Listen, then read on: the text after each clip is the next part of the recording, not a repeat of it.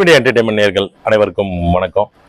Already ஒரு full வீடியோவை வந்து தமிழக வெற்றி கழகம், தமிழக முதலமைச்சர் விஜய் மற்றும் தற்போதைய ஆட்சி நிலையை பற்றி நான் ஏற்கனவே சொல்லியிருந்தேன்.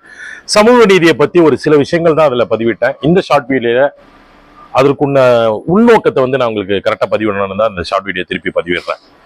சமூக நீதினா என்ன அப்படின்றது வந்து எனக்கு ஒண்ணுமே புரியல. ஏன்னா பொதுவாகவே வந்து சமூக நீதியை பத்தி பேசுறவங்க எல்லாம் வந்து ஜாதிய வேறுபாடு, மத வேறுபாடு அதுக்குள்ள உள்ள திணிச்சு எது சமூக நீதினே தெரியாம போயிடுறாங்க. இன்னொரு பக்கம் சனாதானம்ன்றாங்க. சனாதானம் என்று கூறிக்கொள்பவர்கள் கடவுள் நம்பிக்கையோட அதிக ஈடுபாடா உள்ளவங்க தான் சனாதனத்தை பத்தி பேசுறாங்க. தமிழக மக்களும் தமிழகமும் இதை நோக்கி தான் பயணிட்டு இருக்குது. இன்னைக்கு சமூக நீதியை பத்தி பேசுற நம்ம பெரியார் ஐயா வந்து கடவுள் நம்பிக்கை அது இல்லைன்னு சொல்றதுதான் எல்லாருமே சொல்றீங்க.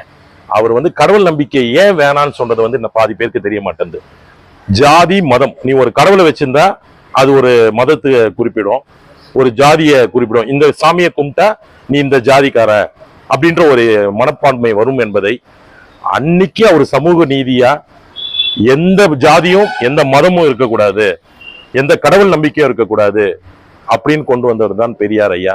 அதை புரிஞ்சுக்கிறத விடாம எப்ப பார்த்தாலும் பெரியார் ஐயானா அவர் கடவுள் மறுப்பு கொள்கையை பிடித்தவர்ன்றாங்க. அதே போல நார்த் சைட்ல எல்லாம் பாத்தீங்கன்னா அம்பேத்கர் ஜாதி சங்க தலைவர் போல எல்லா இடங்கள்லயும் அவருடைய போஸ்டர் அடிக்கிறது இது பண்றதெல்லாம் பாத்தீங்கன்னா அவர் வந்து சட்டத்துறையில நிறைய விஷயங்கள் தமிழகத்தில் மட்டும் இல்லை இந்தியாவிலேயே வந்து ஒரு பாலாருக்கு வந்து அது பிளஸ் ஆகும், கொஞ்சம் இது இருக்கு உங்களுக்கு வந்து கம்மியா வந்தது. அது வந்து அப்படி இருக்கக்கூடாது, சட்டம் எல்லாருக்கும் சரிசமமாக இருக்கும்னு சட்டத்தை இயற்றியதான் சட்டமேதை அம்பேத்கர் அவர்கள். அதனால் வந்து இன்னைக்கு பொறுத்த வரைக்கும் சமூக நீதியும் சரி ஜாதி மதம் இல்லாம இன்னைக்கு நம்ம தமிழக வெற்றி கழகத்தின் தலைவர் தமிழக முதலமைச்சர் விஜய் அவர்களுடைய ஆட்சி அமைஞ்சிருக்கு. தொடர்ந்து ஆட்சி அமைப்பில் என்னென்ன குறை நிறைகள் என்று பார்ப்போம். நன்றி, வணக்கம்.